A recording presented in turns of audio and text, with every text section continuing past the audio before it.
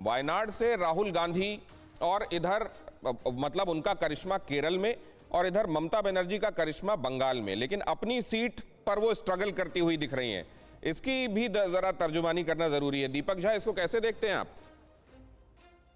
देखिए, कई बार क्या होता है, चुनाव अति विश्वास में ममता बनर्जी शायद चुनाव लड़ ली होंगे। अगर अभी परिणाम आए नहीं है, ऊपर नीचे हो सकते हैं। अगर हारती हैं तो शायद ये अति विश्वासवाद की लड़ाई होगी। नहीं, तो उधर राहुल गांधी ने बहुत मेहनत की, उन्होंने बहुत सारे लोगों से संवाद किया, स्टूडेंट्स से जाकर वो मिले, एक तरीके से उन्होंने काफी ताकत लगाई केरल में।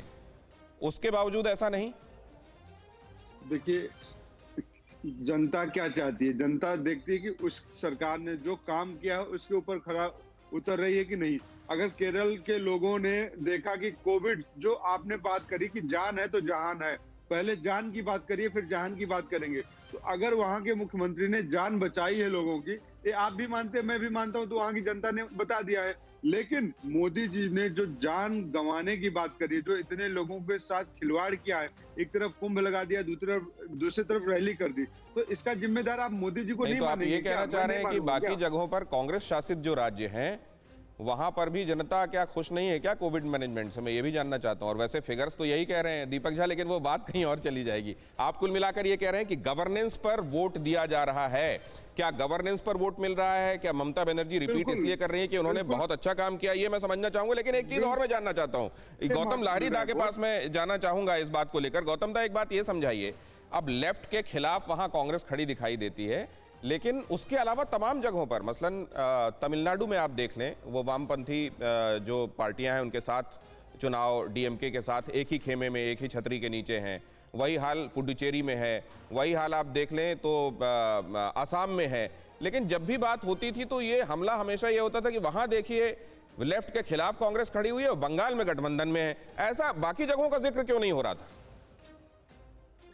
देखिए, मुझे जो अभी चुनाव का अभी तक जो ट्रेंड है उसे देखते ये लग रहा है कि प्रदेश के चुनाव में जनता ने कांग्रेस को विकल्प के रूप में नहीं देखा। वो देख रहा है वहां पे जो उसके जो लोकल स्थानीय लीडरशिप है उसके ऊपर भरोसा करता है। भले ही वो, क्योंकि उसको पता है कि केंद्र में तो अभी चुनाव नहीं हो रहा है, अभी तो 3 साल बाकी, 2 साल बाकी है, 2024 बहुत दूर है। इसलिए क्यों नहीं, केंद्र में जो है वो तो है ही, लेकिन राज्यों में जो है इसके केरल में ऑल्टरनेटिव के रूप में कांग्रेस को देखा नहीं। दूसरी बात, बंगाल में और एक नुकसान हुआ कांग्रेस का, जो है कि जो असम में हुआ है, वो जो बदरुद्दीन अजमल के साथ जाने के लिए हिंदू वोट बीजेपी के पक्ष में चला गया, जहां पे उसको वोट मिलना था कांग्रेस को नहीं मिला है। एक ही चीज बंगाल में हुआ है आईएसएफ के साथ जुड़ने के कारण। वहां पे जो मुस्लिम मतदाता है वो सोचा है कि बीजेपी को रोकने के लिए ममता बनर्जी सही है। मतलब है ना कि एक कहते हैं कि non devil is better than unknown devil, इस टाइप का बात हो गया है। तो इसलिए लीडरशिप का जो सवाल है उसपे वो सब दिख रहा है कि प्रदेश के चुनाव में हम किसके ऊपर भरोसा करें, क्योंकि बीजेपी के लिए सबसे बड़ा जो नुकसान जो हुआ है वो हुआ है कि उसका प्रदेश में कोई ऐसे बड़े लीडर नहीं था। गौतम दा ने एक व्यक्तिगत जीवन की जो फ्रेज है उसको पॉलिटिक्स में इस्तेमाल किया है।